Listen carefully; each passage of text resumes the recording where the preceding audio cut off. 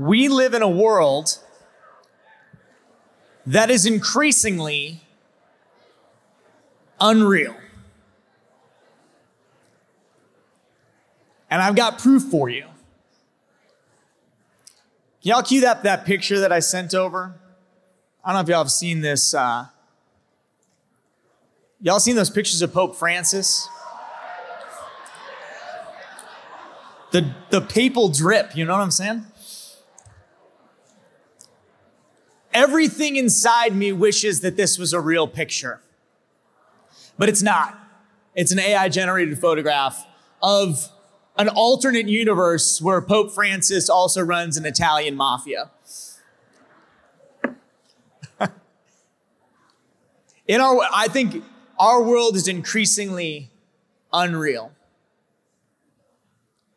And there's another challenge that we're facing, that as our world becomes increasingly unreal, our world is increasingly full of distractions. In fact, I heard this thing a while ago about the new economy being the attention economy. Because there's an exchange of money and goods and services, but there's a lot of that going around. Do you know what's limited and what is truly finite is your attention? There's only so much of it to give. And even if you're like, oh, I can multitask, you can't. Study after study shows that multitasking isn't a real thing. So people vie for your attention with notifications and advertisements that don't seem like advertisements. They vie for my attention too. So I find that in my life, I am increasingly distracted. And this is a problem because I'm living in a world that is increasingly unreal.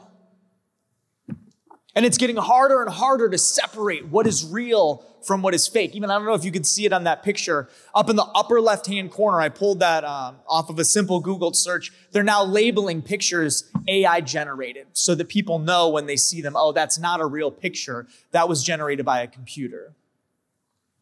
This presents a problem for us, though, because in our world, we need to be grounded in what is real. And in order to be grounded in what is real, we need to be grounded in the very reality of the world itself.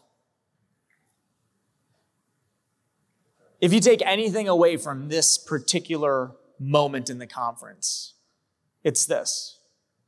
The only way to really ground yourself in reality and navigate the world around us today is to cultivate a deep relationship with God inside of us. Because God is the very foundation of being. God is reality itself. And if we don't do that, if we don't ground ourselves within reality, we will find ourselves swimming in lies. And once you swim in lies for long enough, we start to lose our very identity. And that's a huge problem because I would venture to believe that many people here are seeking, if nothing else, to know who they are. The next few minutes are about how we do exactly that. To ground ourselves in reality is to ground ourselves in a relationship with God. But who is God? In the first letter of St. John, John states it very succinctly. He says that God is love. It happens a few verses into chapter 4. And it's that simple statement. Who is God? God is love. But what is love? Love has to exist in a relationship. Love can't exist singularly. Love needs a lover and a beloved.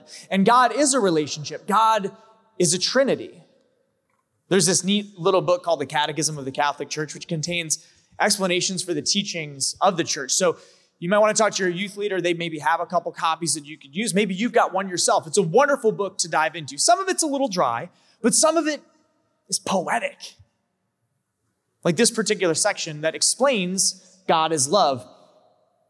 It says, but St. John goes even further when he affirms that God is love. God's very being is love. By sending his only Son and the Spirit of love in the fullness of time, God has revealed his innermost secret. God himself is an eternal exchange of love, Father, Son, and Holy Spirit, and he has destined us to share in that exchange. If God is love, and God is this exchange of love, God has created you to take part in that exchange of love. And that in this exchange, God has revealed something essential about who God is, his innermost secret. It doesn't have to be a mystery, and we can step into this. But how?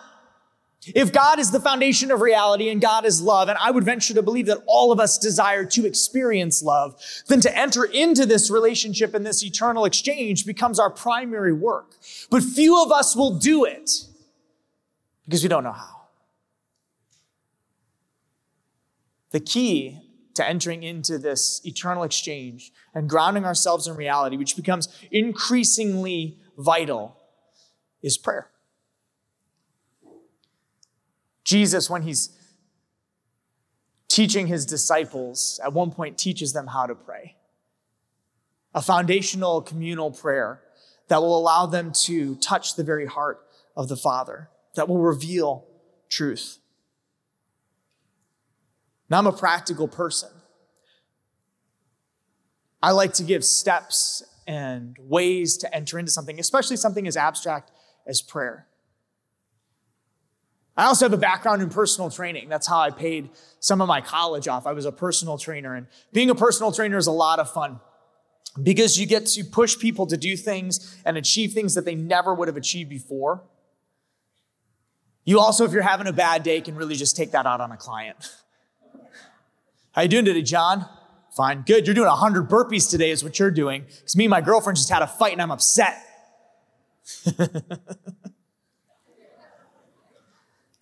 I only did that one time. He needed it. It was fine. He didn't come back for his next session because he was sore, but he was fine. In the long term, it's about the long game. I found that prayer is actually very similar to our spiritual regimen. It's very similar to like a physical regimen. And I think that's a problem, and maybe that's why we don't do prayer well or cultivate an interior life. An interior life is that place that I'm able to go to encounter God regardless of my situation or circumstances. It's the inner room where I can hear God's voice. And St. Paul says in his letter to the Corinthians, you're God's temple. You're a temple of God. That means I can hear God's voice in my heart.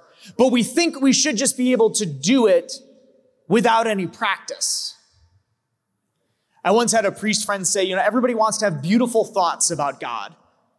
Everybody wants to have beautiful experiences of prayer. But few people wish to cultivate the heart to receive such imagery. He was probably talking to me because I, at that time, wasn't cultivating my heart to receive these beautiful thoughts about God.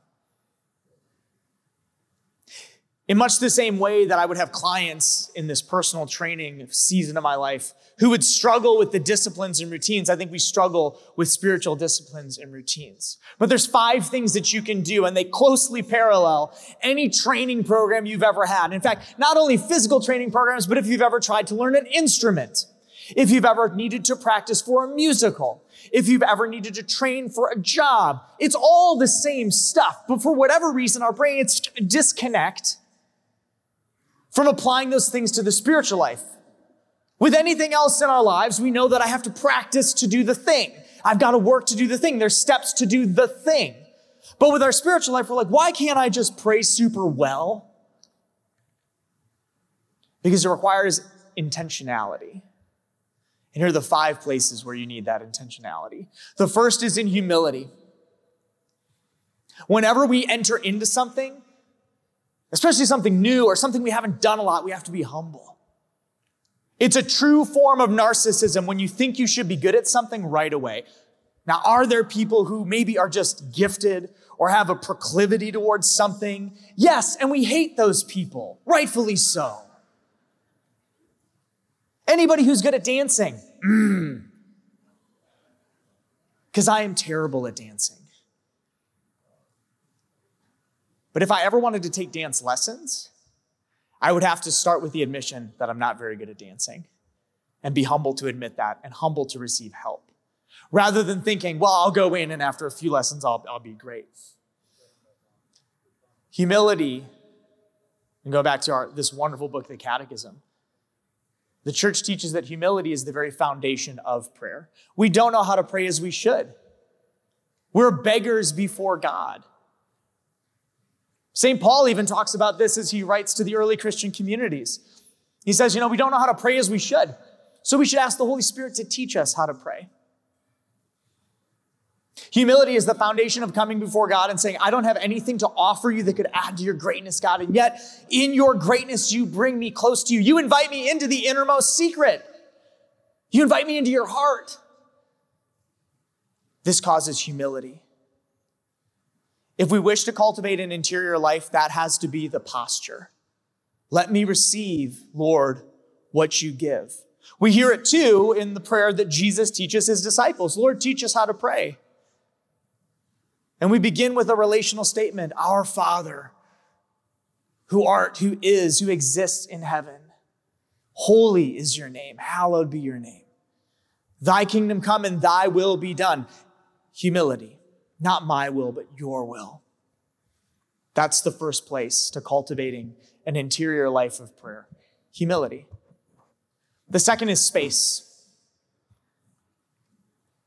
We live in a world full of distractions.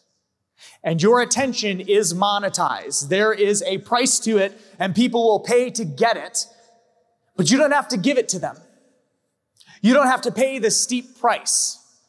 Just the same way that I can see expensive clothing, expensive shoes, expensive food. Yes, I could pay that price, and I could have that thing. Even if it's being pushed to me, though, even if it's being promoted to me, I don't have to. What if you looked at your attention as having a cost? Because it does. Just the same way that if I buy an expensive shirt or an expensive meal or expensive shoes, I now lose that money. I can't use it on anything else. It's the same with your attention. And oftentimes we say, gosh, I don't feel like I have really the time to pray. Inside your phone and my phone, there's a function called screen time. Go look at it later and just be convicted. Anytime that I'm like, gosh, I feel like I'm not spending enough time with my kids. I wish I had more time to pray. I really wish that I could get more creative work done. When I start to have those thoughts, I go myself and I say, how much time did I spend on my phone last week? Per day. Oh, so there's the time. When I would take personal training clients who wanted to make a health choice that would benefit them, and they all had different goals in their health. One person was preparing for an operation and needed to get to a certain status of health before she could have that operation. One person was recovering from a serious injury. One person just recognized that the path he was on was going to end in death. So he needed to get healthy. I said the same thing to all of them. Are you willing to make the time and the sacrifices to do this? Cultivating an interior life and a life of prayer requires space, intentional space, not like vague things. I'll do 5 minutes of prayer a day. When? What kind? How? Those are questions we typically don't say. So we'll leave here. Maybe some of you will make a commitment. I'm going to read my Bible for 5 minutes a day. Good. That's a great commitment. What time of the day? Where are you going to start? Who are you going to go to ask questions to? Knowing those couple pieces of information to create this space will make it happen. If you don't give something space, it will never get the space. It's just a good life lesson in general. Take that one with you. That's not even spiritual. When you get to college, block out time to study, because if you don't give it that space, it doesn't get the space. It gets eaten up by all of those other little things. And protect the space. One of the reasons why people would come to a personal trainer is because they knew that hour of the day was dedicated. They had paid for the time, and they didn't want to waste the money, but it was set aside. Nothing else could interrupt it. But what will happen to many of you is you will make a commitment to prayer after this conference. I want an interior life. I want to know the Lord. And you'll start and be fine with it, but you won't protect it. If your goal is to pray every morning before school for 10 minutes, you're going to read through the daily readings at Mass. You can find them on the USCCB website. That's the United States Bishop's website. That's a great way to pray in the morning. Make sure nothing takes that time from you. Not even yourself by oversleeping. Give it space. That's how we cultivate an interior life. Humility, space. And part of space is silence. Because we live in a distraction economy, an attention economy, this tiny little thing, gosh, can be your best friend. It connects us to people. It connects us to ideas. It can help us be creative. I'm not anti-phone. I'm not anti-social media. I'm not anti-technology. But I'd like to be its master rather than the other way around. Hit it in airplane mode. turn it off. Give yourself space and silence. Here's the third thing. We need guidelines when we're praying. The church gives us guidelines. And why can the church give us guidelines for prayer or guidelines for understanding what God says? Because Jesus Christ gave the church the authority to do so. So remember, God is love. And last night we talked about how Jesus Christ is God made flesh. At the beginning of the Gospel of John, the Apostle John also says that Jesus Christ is the Word of God. In Jesus, God has spoken his definitive word. If we want to know what God thinks or what God says or what the voice of God sounds like, we need go no further than Jesus Christ and his words in the Gospels. Jesus is the definitive revelation of God. And sometimes I struggle. I'm like, God, I wish you would just speak to me, but God has. He's spoken through a son, fully revealed God's will and intention and mind to us. It's the reason why we know that God is a Trinity, because Jesus spoke of God as Trinity. But as we move forward, we need something to safeguard those teachings, among many other things. We need something to be a sign of salvation after Jesus' resurrection into heaven, and that is ascension into heaven, and that is the church. So Jesus gives us a church to help guide us as we think. I know some people push back a little bit on that. Well, how can the church teach me how to pray or teach me how to discern the words of Jesus? Can't I read them myself? You can and you should. But there's some things that Jesus teaches that we need someone to help us interpret or understand. And the church has the authority to do so because it stood for over 2,000 years, which is just about 2,000 years longer than I've been alive, give or take. You too. Having those guidelines helps us to pray well. And this is why you need them. Because if you just say, I'm going to cultivate an interior life, I'm going to sit down, I'm going to meditate, I'm going to go inward, you don't know exactly where you're going. You don't know how to necessarily discern the different calls and movements in your life. The church provides a framework to do that and gives us prayers that we can pray if we don't know how to pray as we should. Entering into a living tradition that many saints have prayed, holy people have prayed, and billions of Christians and Catholics before us have prayed. It's like when I would work with clients, we just didn't show up one day and say, okay, what do you think we should do today? There was a program. There were things that we did that I knew would be effective, that I knew would work because they had worked for other people. That bright minds, smarter than me, had studied and researched, so I knew that they would be effective. That is the church for us because it gives us only what Jesus gave to it. The fourth thing is that we need to feed an interior life. And here the church comes in again. Jesus entrusts the church with the sacraments. When I was working as a personal trainer, nutrition was something I talked through with my clients. When you go back home, feeding an interior prayer life requires that you stay connected to the things that are giving you life here. A lot of people leave these weekends like, man, felt so good at Steubenville. I can't figure out why. I can tell you.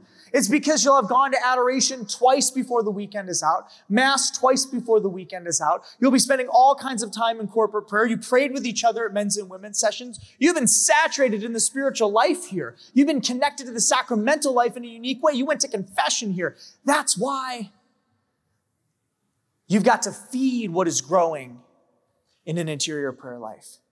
And the church gives us that. And here's the fifth thing. You've got to practice it. And you've got to practice it when it's hard. You actually have to do the work. And you've got to push through seasons when it doesn't feel like you're growing. One of the cool things about the spiritual life is there are moments when things feel really good. That's called consolation. The Lord is consoling me. And that's a necessary spiritual movement. You probably feel it here. But some of you are feeling desolation, which is when it feels like God is absent. God isn't absent. Remember, Jairus was with Jesus the whole time. But it feels like God is absent. It feels like God has forgotten me. Those are necessary spiritual movements too. They help us grow just in different ways. Most teenagers, and really most adults, when they hit desolation, give up. Oh, it's hard. I don't feel it the same way I felt it at Steubenville. I don't feel it the same way I felt it on that retreat anymore. And they just give up. They quit without recognizing that, the hard, the difficult things, I've got to lean into that. I've got to embrace how much this sucks right now because there's growth there.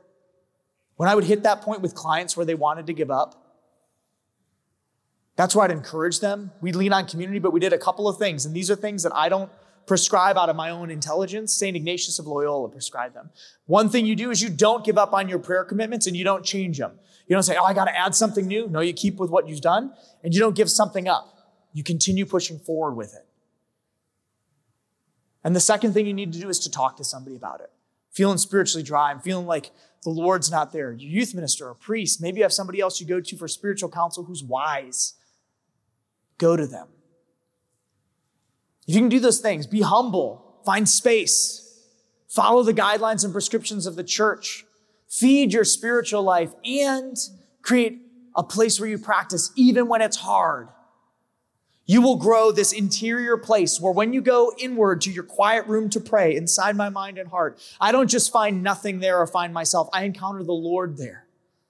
And this becomes increasingly important because, as I said, we live in a world that's becoming increasingly unreal. And you know that. And I know that. And if we are not careful, you will lose yourself and I will lose myself in a world of false things and unreality. The solution is to ground ourselves in reality itself, which is God, who is love. The thing that sets up the God is love quote actually comes just before it in the letter of John. And he's talking about this unreality.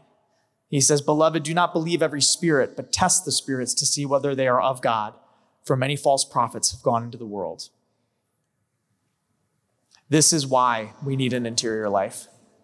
There are false teachings and lies that you will encounter, things that will bind you in chains and make you unfree, unreality, things that aren't real. We discern them by leaning into reality, God who is love, and cultivating an interior prayer life. That, brothers and sisters, is essential.